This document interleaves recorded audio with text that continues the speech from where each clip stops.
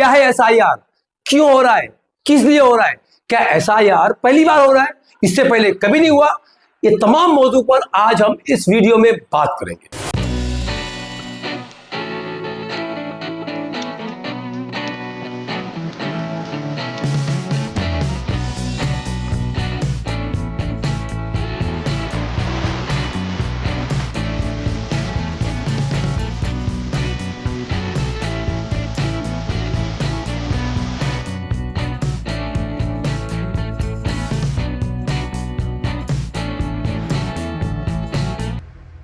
आज हम एक अहम मौजू पर बात करेंगे जिसे लेकर बहुत सारा कंफ्यूजन और एक किस्म की गलतफहमी फैलाई जा रही है, और वो है एसआईआर। हम आपको बता दें कि एसआईआर ये पहली मर्तबा नहीं हो रहा है, इससे पहले 8 मर्तबा हमारे मुल्क में एसआईआर हो चुका है। ये 9वीं मर्तबा एसआईआर हो रहा है। लेकिन जिस तरीके के डॉक्यूमेंट मांगे जा रहे हैं और जिस तरीके के प्रोसेस ये किया जा रहा है, ये लोगों में एक किस्म का कंफ्यूजन और डर और खौफ का माहौल पैदा कर रहा है।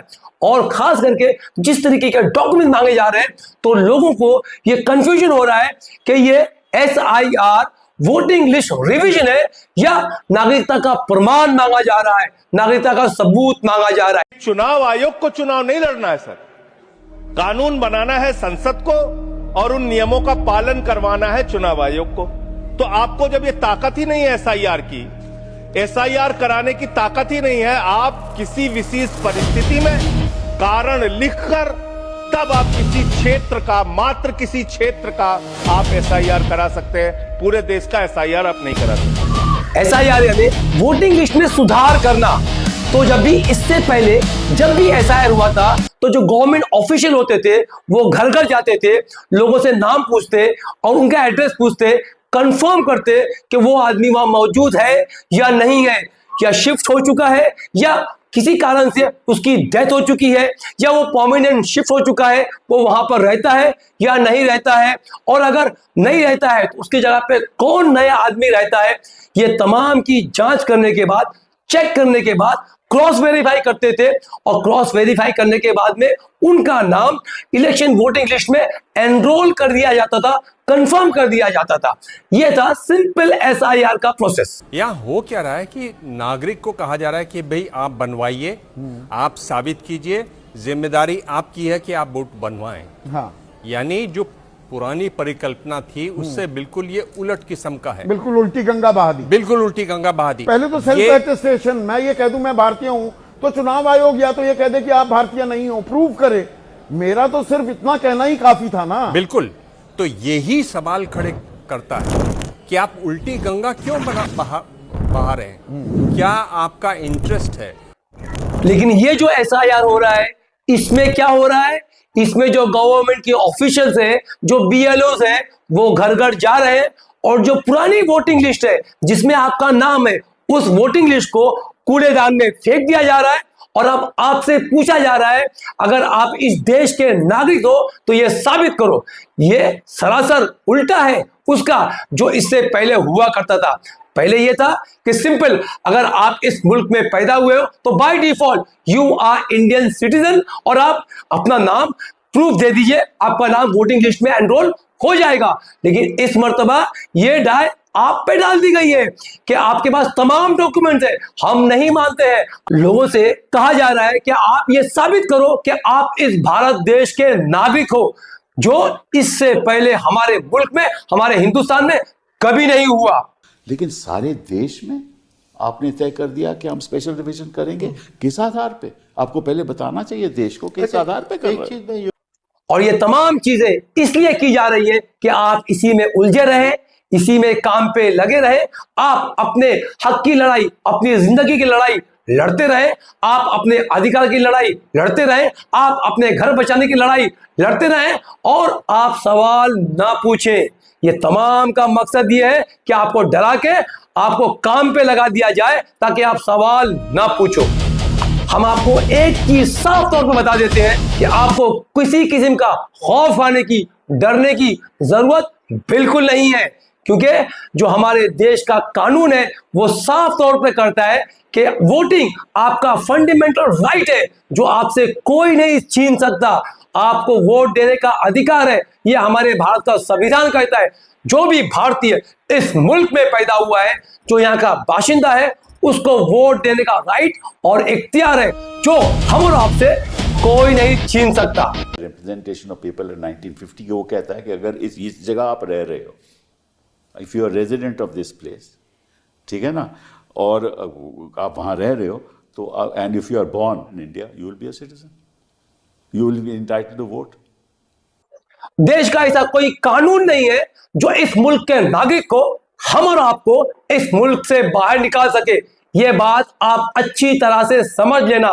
इसीलिए हम कहते हैं डरने की, घबराने की कोई जरूरत नहीं।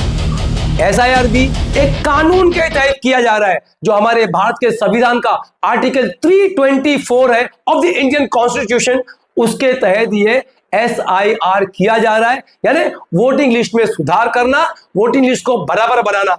अब कुछ चीजें, कुछ कानून, उसकी धाराएं हम आपके सामने रखेंगे, इससे आप खुद तय कर लेना और कुछ समझ जाना साफ तौर पर कि आपको इस मुल्क के निकालने का इख्तियार, राइट किसी के पास नहीं है और ना कोई कर सकता है, और आप बाय डिफॉल्ट इंडियन सिटीजन है। अगर आप इस मुल्क में पैदा हुए हैं, born and brought up in India, तो by default you are a Indian citizen. हमारे इस मुल्क का एक कानून है, भारतीय नागरिकता कानून, 1955 नागरिकता कानून। उस कानून के हिसाब से पहला सिटीजन बाय बर्थ जो भी इस मुल्क में पैदा हुआ है, यानी 26 जनवरी 1950 के बाद और 1 जुलाई 1987 से पहले, इस दरमियान जो लोग भी इस मुल्क में पैदा हुए हैं, वो बाय डिफॉल्ट, बाय बर्थ वो इंडियन सिटीजन है, इस मुल्क के शहरी हैं, यहाँ के नागरिक हैं। उन्हें कोई कागज, कोई प्रूफ दिखाने की जरूरत नहीं है। वो by default, by birth, by soil, they are Indian citizen. Second, जो लोग इस मुल्क में 1 जुलाई 1987 के बाद और 2 दिसंबर 2004 से पहले जो लोग इस दरमियान पैदा हुए हैं, उन्हें अपने डॉक्यूमेंट्स के साथ में अपने पेरेंट्स का, यानी अपने मां या बाप में से किसी एक का आईडी प्रूफ अटैच करना होगा। और जो लोग 2004 के बाद पैदा हुए हैं, ऐसे तमाम लोगों को अपने डॉक्यूमेंट्स के साथ में अपने पेरेंट्स का, यानी अपने मां और बाप का, दोनों का आईडी प्रूफ लगाना होगा। वो तमाम 11 यानी 13 दस्तावेज में से वो 13 दस्तावेज, वो डॉक्यूमेंट्स कौन से हैं जो SIR में मांगे जा रहे हैं, वो हम आपको आगे बताएंगे। की डॉक्यूमेंट्स एक्सेप्टेड इन SIR, यानी SIR में वो तमाम डॉक्यूमेंट्स, वो दस्तावेज जो मांगे जा रहे हैं, वो कौन कौन से हैं? वो तमाम 13 दस्तावेज, 13 डॉक्यूमेंट्स है। इनमें से कोई भी एक का आपके पास होना अनिवार्य है, जरूरी है। वो कौन कौन से हैं? बर्थ सर्टिफिकेट, पासपोर्ट, मैट्रिकुलेशन यानी 10th 12th या higher education certificate, government issued identity card, central government की तरफ से इशू किया गया हो या स्टेट गवर्नमेंट की तरफ से, परमानेंट रेजिडेंस सर्टिफिकेट या domicile, family register prepared by state या लोकल अथॉरिटी, कास्ट सर्टिफिकेट यानी SC, ST, OBC, गवर्नमेंट या पब्लिक सेक्टर डॉक्यूमेंट्स जैसे bank passbook, post office, LIC dated before 1987, NRC document, जिस जिस राज्यों में NRC हुई है वहां का NRC डॉक्यूमेंट भी चलेगा, और land house allotment certificate by government of India, और फॉरेस्ट राइट सर्टिफिकेट, और 2003 की वोटिंग लिस्ट में जिसका नाम था वो भी चलेगा। ये 11 डॉक्यूमेंट्स हमारे देश की राष्ट्रपति महोदया नहीं लाके दे सकती अपने, राष्ट्रपति होने के बावजूद कमी निकालने के लिए, लेकिन जिम्मेदारी मेरी लगाओ। प्रधानमंत्री जी के डॉक्यूमेंट्स में कमी निकालने की जिम्मेदारी मेरी लगाओ। अगर प्रधानमंत्री जी अपना नाम SIR में चढ़वा ले तो मुझे बता देना। और सुप्रीम कोर्ट ऑफ इंडिया ने अपने लेटेस्ट ऑर्डर में जो 23/2025 को है ERS वॉल्यूम 2 डेटेड 9/9/25 में जो सुप्रीम कोर्ट ऑफ इंडिया ने एक ऑर्डर दिया है, सुप्रीम कोर्ट ऑफ इंडिया ने इलेक्शन कमीशन ऑफ इंडिया को यह इंस्ट्रक्ट किया है कि लोगों का आधार कार्ड भी डॉक्यूमेंट्स के तौर पर एक्सेप्ट किया जाए। तो आप समझ लीजिए कि आपका आधार कार्ड कुछ टर्म कंडीशन के साथ में आपका आधार कार्ड भी एज अ डॉक्यूमेंट एक्सेप्ट किया जाएगा। यानी सुप्रीम कोर्ट ऑफ इंडिया के ऑर्डर के हिसाब से अब इलेक्शन कमीशन ऑफ इंडिया को आपका आधार कार्ड भी एज अ डॉक्यूमेंट एक्सेप्ट करना पड़ेगा, कुछ टर्म कंडीशन और कुछ शर्तों के साथ में। हमने आपको तमाम टेक्निकल चीज, लीगल चीज, संशोधन, कानून हमने आपको बता दिया कि किस तरीके से एसआईआर हो रहा है, पहले एसआईआर कैसा था, ये एसआईआर किस तरीके से हो रहा है और कौन कौन से दस्तावेज मांगे जा रहे हैं। लेकिन हम आपको अब एक सिंपल लैंग्वेज में, सिंपल तरीके से बताना चाहते हैं जिसे हम और आपको सबको समझ में आ जाएगा कि ये एसआईआर क्या है।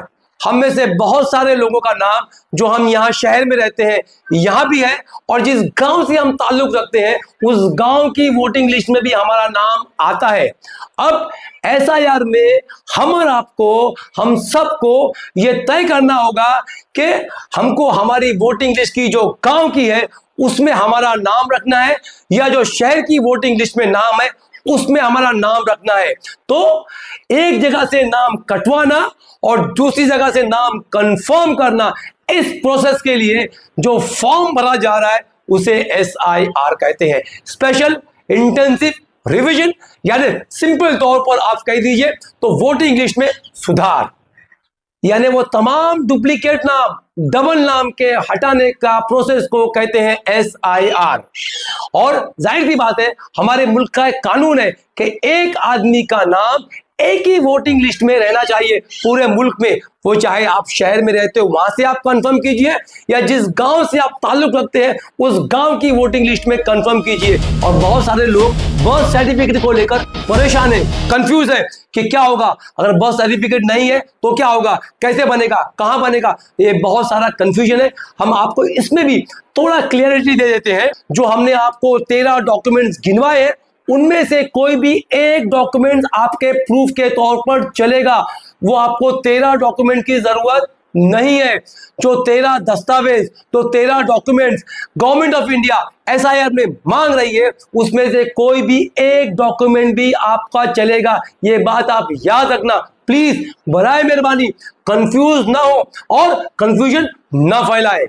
सेंट्रल गवर्नमेंट का 2 अमेंडमेंट है, registration of birth and death act 1967। इसके तहत अगर कोई जो पैदा होता है और जो मरता है, यानी बर्थ सर्टिफिकेट और डेथ सर्टिफिकेट आपको बनाना चाहिए। ये आपका डॉक्यूमेंट्स है और ये आपका एक पेपर है, तो ये आपको बनाना चाहिए। और ऐसे तमाम बच्चे जो लोग नवंबर 2023 के बाद में पैदा हुए हैं, ऐसे तमाम लोगों का बर्थ सर्टिफिकेट बनाना कंपलसरी है, क्योंकि वो उनका अहम प्रूफ होगा। उस बर्थ सर्टिफिकेट के बिना आने वाले वक्त में यानी फ्यूचर में उनका कोई डॉक्यूमेंट नहीं बनेगा। 24 फरवरी 2025 को सेंट्रल गवर्नमेंट की तरफ से पासपोर्ट बनाने के लिए एक गैजेट नोटिफिकेशन इशू किया गया। इसके हिसाब से जो बच्चे 1 अक्टूबर 2025 के बाद में पैदा हुए हैं उनके लिए पासपोर्ट बनाने के लिए उनका बर्थ सर्टिफिकेट होना कंपलसरी है। हमारे मुल्क में फिलहाल 12 राज्यों में एसआईआर हो रहा है। हमारे महाराष्ट्र राज्य में अभी तक एसआईआर शुरू नहीं हुआ है। तो जब हमारे महाराष्ट्र स्टेट में एसआईआर किया जाएगा, जब शुरू होगा तो किस तरीके से फॉर्म भरना, कौन सा कॉलम कहां भरना, 2002-2003 की वोटिंग लिस्ट में अगर आपका या आपके बाप दादा का नाम था तो कौन सा कॉलम भरना, कौन सा कॉलम नहीं भरना, किस तरीके से भरना, ये हम आपको पूरा अपडेट आपको हम हमारे वीडियो चैनल पे जरूर देंगे। किस तरीके से फॉर्म भरना वो भी हम आपको बताएंगे और आसान और सरल भाषा में बताएंगे ताकि हर एक को वो फॉर्म भरने में आसानी हो। हम चाहिए तो आपको प्रैक्टिकल डेमोन्स्ट्रेट करके बताएंगे। और जो हमारा शहर है, जो हमारा एरिया है, वहां पर जो सोसाइटीज है और जो कॉम्प्लेक्स है वहां पर हम कैंप्स भी लगाएंगे, ट्रेन प्रोफेशनल को वहां बिठाएंगे कि जब भी गवर्नमेंट का ऑफिशियल आएगा हम उसको सहयोग करेंगे, उसको कोऑपरेट करेंगे और किस तरीके से फॉर्म भरा जाए हम आपको उसमें पूरा कोऑपरेशन देंगे। तो मेरी आप तमाम लोगों से फिलहाल रिक्वेस्ट है, किसी किस्म की पैनिक करने की, घबराने की, कंफ्यूज होने की, डरने की कोई जरूरत नहीं है। उम्मीद करता हूं कि हमारा वीडियो आपको इंफॉर्मेटिव लगा होगा, आपको इससे जानकारी मिली होगी, आपको इससे कुछ ना कुछ हद तक आपका कंफ्यूजन दूर हुआ रहेगा। अगर ऐसा है तो हमारे चैनल वली मीडिया ऑफिशियल को लाइक करें, सब्सक्राइब करें और ज्यादा से ज्यादा लोगों तक शेयर करें। इसलिए क्योंकि जितना आपकी जानकारी, आपका कंफ्यूजन क्लियर हुआ है, इससे ये वीडियो जितना ज्यादा शेयर करेंगे और तमाम लोगों की कंफ्यूजन, डर और जो भी गलतफहमी है वो निकल जाएगी। इसीलिए हम आपसे रिक्वेस्ट करें, ये इंफॉर्मेटिव इंफॉर्मेशन लोगों तक शेयर करें ताकि हम कुछ ना कुछ हमारा भी योगदान हो इस कंफ्यूजन और इस गलतफहमी को दूर करने के लिए। Thank you very much for listening. जय हिंद।